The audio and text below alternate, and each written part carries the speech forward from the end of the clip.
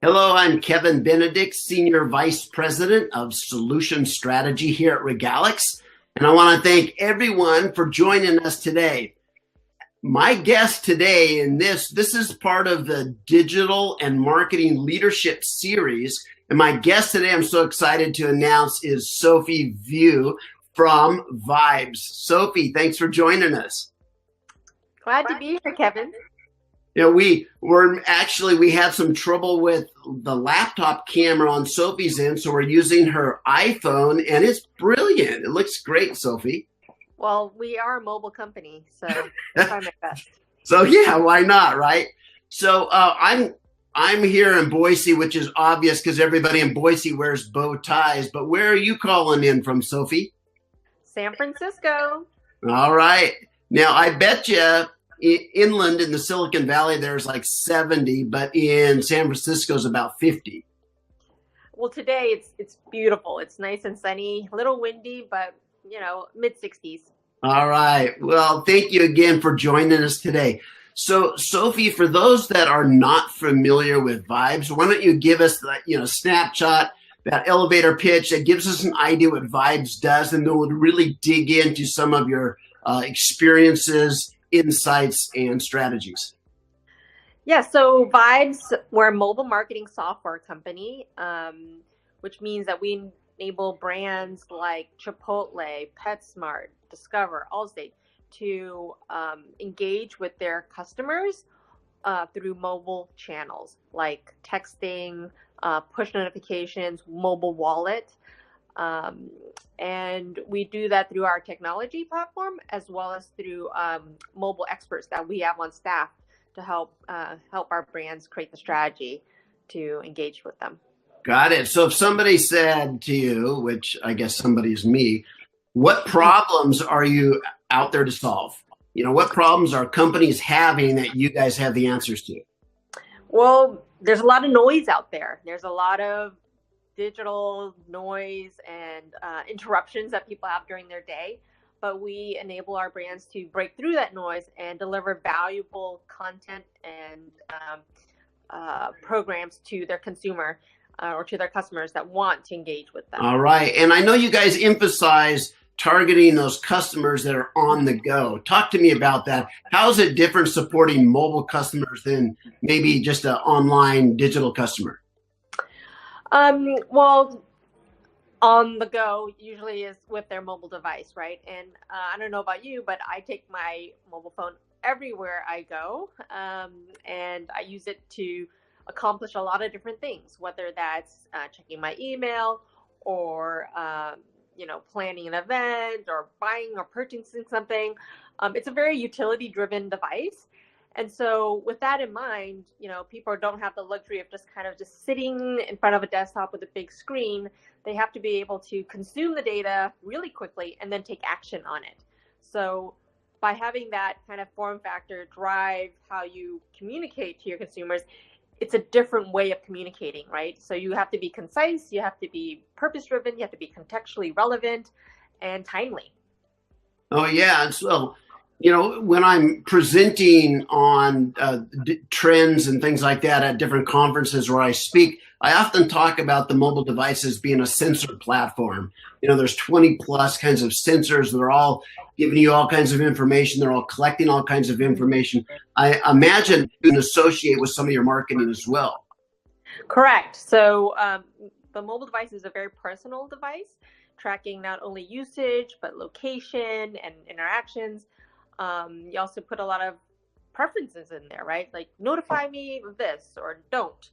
So taking all that data, taking all that information in a non-creepy way, but in a very opt-in way, we help brands craft that campaign or craft that program to deliver the right message at the right time. All right. So what are some of the ways you're using? Are you associating marketing with email, with messages, with alerts? How are you interacting with the mobile device through some of your activities? I would say all of the above, right? So our platform is built to handle multi-channel mobile interactions, right? So obviously email is inherently mobile now, right? Like I said, I check my email on my mobile device. we can enable and extend email to be more mobile first, which means that you can tie in text messaging, you tie in push notifications, you can have, let's say you have an offer that you send to people through the email, you can actually create a button that says save to your mobile wallet so that you're not, skimming through your emails looking for that coupon or that offer that brand had sent you. So we are looking at mobile across all the different channels in mobile as well as email. And we do that so that we can create a great experience. I think this week is my first week that I actually put something in my mobile wallet other than an airline ticket. So I can. Congratulations. What was it? I don't, it was some notice that said, do you want to put it in your wallet? And I said, yeah, because I don't want to have to go look for it in my email or my messages when the time comes. Well, that's perfect. Yeah. So a lot of people don't realize that the mobile wallet can house more than just boarding passes, but event tickets, coupons, offers, loyalty cards. Oh, yeah. But I like to know exactly my points. I like to know when I can redeem offers. So there's a lot more use cases that people don't realize from mobile wallet. I did a research project last year that said something like 70% of companies with loyalty programs do not have an integration with mobile apps yet. And I was like, wow, that's a big failure, because if we're using that as our wallet, we're using it for everything on our mobile device, but there's a disassociation between that and a loyalty program. That's a problem. Yes, that is a big problem, but we are looking to solve that. So we have a few loyalty partners that we work with in helping them extend their loyalty programs to the mobile device or digitally, right? We're not going to be the loyalty system, but we are going to extend these robust platforms to be more mobile friendly. Got it. So in a lot of the content related to Vibes on your website, I keep seeing that word context, and how important context is to an effective marketing campaign. And I think that's also related to the concept of the personalized mobile moment, isn't it? It is. And talk to us about that. Yeah, well, funny that you brought that up. We actually launched our new website yesterday, so I might be looking a little tired from a lot of the activity. But again, mobile is a very personal device, and people are on the go and they are busy doing things while engaging on the mobile device. It has to be personalized, right? It has to be driven by the context of where that person is.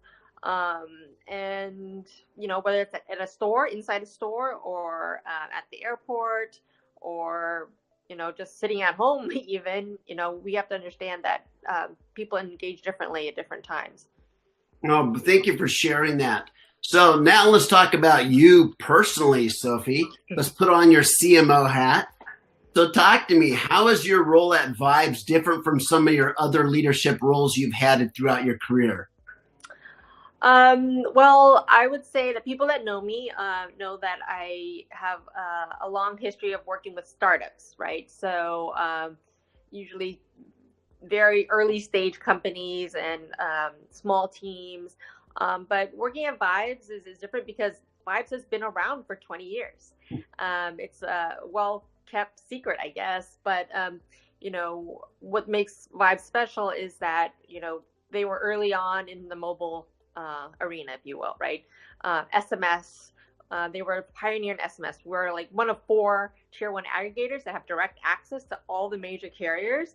And as you know, SMS is on every single device, right? So in a way, we have direct access to everyone's device in this world. And it's about how do we use that to drive value for our customers. So it's different in that sense, is that I get to work with a lot of great brands that are very innovative and have a big customer base. So Vibes is B2C, if you will, where, we're dealing with consumers directly. Oh, that's exciting. Absolutely. Absolutely. I just want to learn from your experiences there. Mm-hmm. Now, since you've been in the market for some time, let me ask you this question. How have you seen companies' marketing strategies and marketing of your series? We talk a lot about digital transformation. Mm-hmm. So I have some ideas as well, but I'm interested to hear what you've seen over the last 5 years by way of changing strategies. I think it's actually I'm very philosophical, and I don't want to be too poetic, but it's like, it was all about how do we mass message? How do we like create marketing automation, right? So that we can engage with our customers. And I think like, because with all the kind of emerging technologies and predictive to AI to personalization, even individualization, we're finding that it's not just about creating that massive scale. Now we're honing into that one-to-one engagement, right? So I think it's okay. We back to early marketing times. How do you create customer service where you're talking human to human? Right. And then like, oh no, we need to scale this. We need to create systems, big systems. And now we're coming back to how do we get these systems to enable us to talk one-on-one?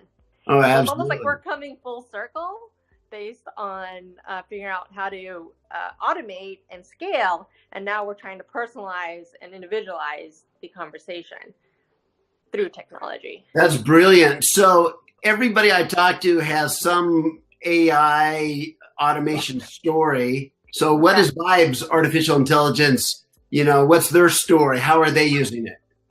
So it's still early days, right? You hear things about how retailers and brands are using chatbots, to help answer more automated questions like what are your store hours or what's your location. It's not necessarily there yet to replace an actual conversation like what we're having now, Kevin. But, again, it's like, how do you take the kind of commoditized interactions and automate that, because it's, it's almost coin operated, and then leave kind of the more one-to-one interactions to actually humans to humans, right? So I think it's about testing that and seeing what consumers are willing to engage with. I mean, everything's about text messaging now, right? I don't even call my mother anymore. I text her.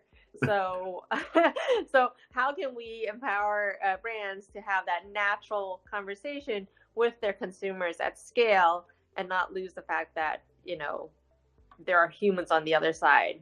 So I would say it's still early days, but we are exploring those things, right? Oh, that's exciting. Yeah, it's very exciting space.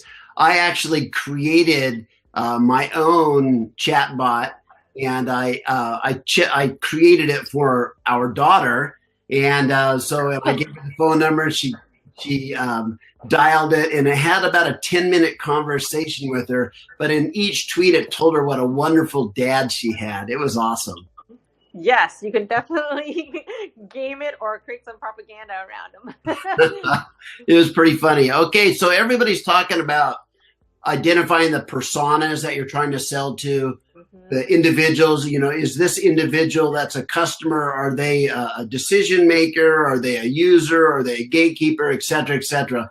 All these different personas. Now, is that something that you guys look to support those personas and their path to purchase journeys?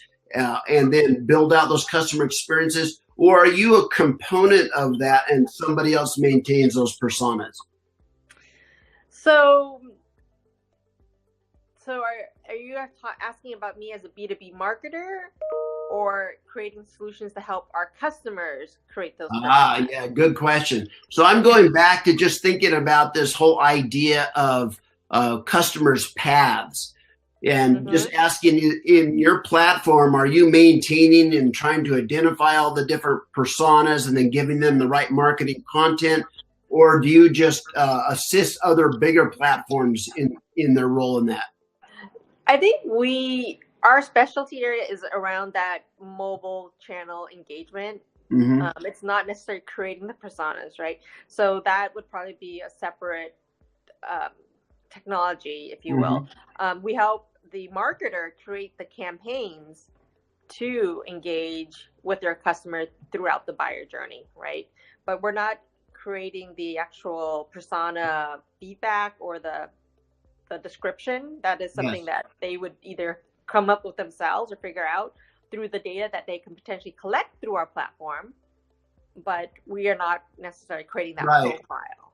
So you're giving the customer their experience on the mobile device. Is that correct? That is correct. So you can build it, create it, and adjust it and optimize it. And it's basically a journey builder, if you will, to create the campaign. So you can orchestrate a campaign within our platform. Oh, that's very good. So before I let you go, Sophie, I'm really interested to learn, where do you see kind of the MarTech, the marketing technology stack? Where do you see it going over the next 3 or 4 or 5 years?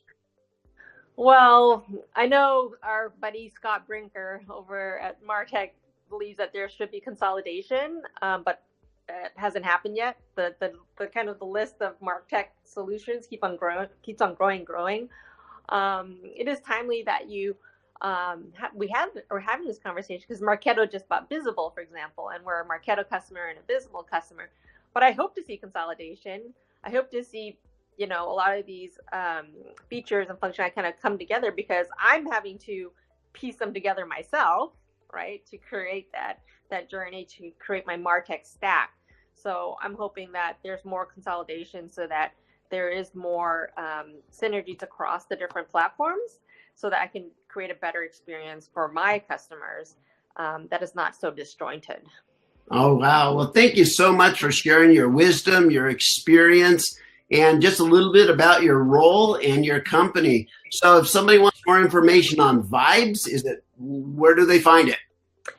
www.vibes.com. Like I said, we just launched our new website. We have a lot of different use cases. There's going to be additional updates to the website, but I think it's how customers and brands that are looking to engage with their customers on mobile channels and do it in a way that drives impact and ROI. We're the ones that can help them do that. All right. So I lied. I do have one more question that it's just too important to ask you. Yeah. How has content consumption changed over the last few years? Are you seeing some content that everybody used to use is less important today, and everybody's kind of shifting over to a different content strategy? How do you see that in the mobile space? Well, from a mobile perspective, the content has to be very consumable and easy to access, right? Like what we're doing now, we're creating videos. I see a resurgence in podcasts, which was just interesting. Mm-hmm. Interactive, kind of gifts. People are saying how it's, more bite-sized and entertaining. I think it needs to be entertaining as well, right? Because, we are inundated with a lot of information. And so I see content being very sporadic in terms of depending on, the type of information that you're trying to convey. We have so many options now, right? So... Got it. So I noticed also when I was going through your website this morning, and it looks great, Sophie, is that there's a lot of 45-second videos. Was that like a strategy? Strategy, yes, in the sense that in case people are too lazy to read and they want to just see a video, some animation or some type of visual to accompany the words that we're trying to communicate, right? Right. So, I'm a visual person. Yeah. And I need to see something in order to understand it better. Oh, that's brilliant. Well, Sophie, I want to thank you so much. And I want to thank all of you out there in the online audience for watching. Thank you very much. Thanks, Kevin, for having me.